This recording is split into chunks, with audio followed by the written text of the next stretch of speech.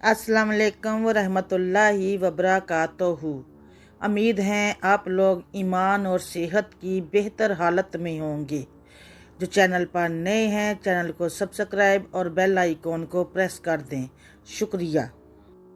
जंग के एक साबक डिप्टी कमिश्नर कुदरतुल्लाह शहाब अपनी आप बीती शहाबनामा में लिखते हैं, एक रोज़ जंग के एक प्राइमरी स्कूल का उस्ताद रहमत अलैहि मेरे दफ्तर में आया। वो चंद माह के बाद मुलाजमत से रिटायर होने वाला था। उसकी 3 जवान बेटियां थी, रहने के लिए अपना घर भी न था। पेंशन नहायत मामूली होगी। उसे यह फिक्र खाई जा रही थी कि रिटायरमेंट के बाद वो कहाँ रहेगा, लड़कियों की शादी किस तरह होगी, खाने पीने का खर्च कैसे चलेगा। उसने मुझे सरगोशी में बतलाया कि परेशानी के आलम में वो कई माह से तहज्जुद में अल्लाह ताला की बारगाह में फरियादें करता रहा है। चंद रोज़ कबल उसे ख्वाब में हजूर नबी करीम सल्लल्लाहु अलैहि वसल्लम की ज़ियारत नसीब हुई, जिसमें हजूर नबी करीम सल्लल्लाहु अलैहि वसल्लम ने इरशाद फरमाया कि तुम जंग जाकर डिप्टी कमिश्नर को अपनी मुश्किल बताओ, अल्लाह तुम्हारी मदद करेगा। पहले तो मुझे शक हुआ कि जिस शख्स एक झूठा ख्वाब सुनाकर मुझे जज्बाती तौर पर ब्लैकमेल करने की कोशिश कर रहा है। मेरे चेहरे पर शक और तजब के इशार देखकर रहमत अलैहि अबदीदा हो गया और बोला, जनाब मैं झूठ नहीं बोल रहा। अगर झूठ बोलता तो शायद खुदा के नाम पर तो बोल लेता, लेकिन हजूर नबी करीम सल्लल्लाहु अलैहि वसल्लम के नाम पर कैसे झूठ बोल सकता हूँ। उसकी इस मंतक पर मैंने हैरानी का इजहार किया कि आपने सुना नहीं कि मैं खुदा दीवाना व मुस्तफ़ा बेशार होश। ये सुनकर मेरा शक पूरी तरह रफा तो ना हुआ, लेकिन सोचा कि अगर ये शख्स गलत बयानी से भी काम ले रहा है तो इसी अजीम हस्ती के हिस्से में मुबारक का सहारा ले रहा है, जिसकी लाज रखना हम सब का फ़र्ज़ है।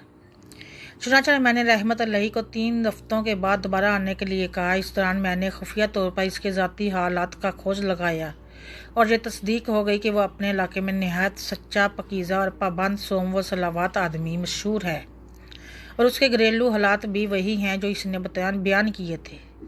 इस ज़माने में कुछ अर्सा के लिए सूबाई हुकूमत ने डिप्टी कमिश्नरों को यह इख्तियार दे रखा था कि सरकारी बंजर ज़मीन के 8 मरबा तक ऐसी ख्वाहिशमंदों को तवील मियाद पर दे सकते थे जो इन्हें आबाद करने के लिए आमादा हों।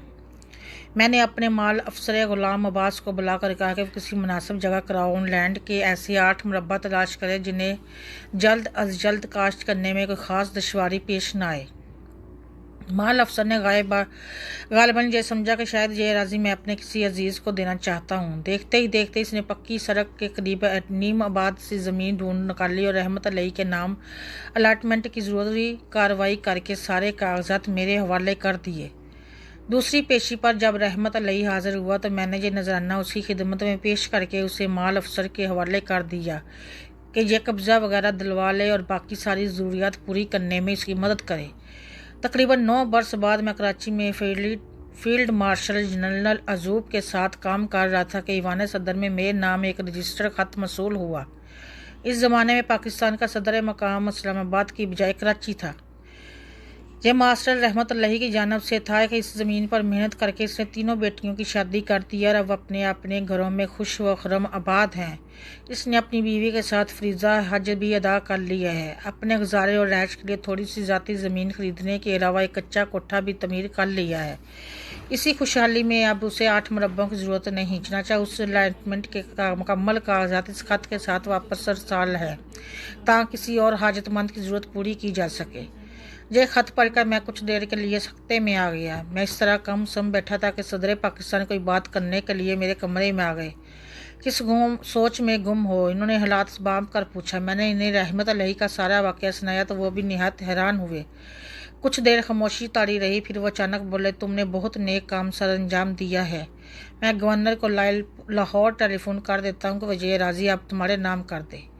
मैंने निहायत लिजाजत से गुजारिश की कि ये मैं इस नाम का मुस्तहिक नहीं हूँ। जिस उनका सदर पाकिस्तान बोले कि तुम्हें ज़राई अराज़ी हासिल करने में कोई दिलचस्पी नहीं। जी नहीं सर, मैंने इल्तिजा की। आखिर में फ़क्त 2 गज़ ज़मीन ही कब्र के लिए काम आती है, वह कहीं ना कहीं किसी न किसी तरह से मिल ही जाती है।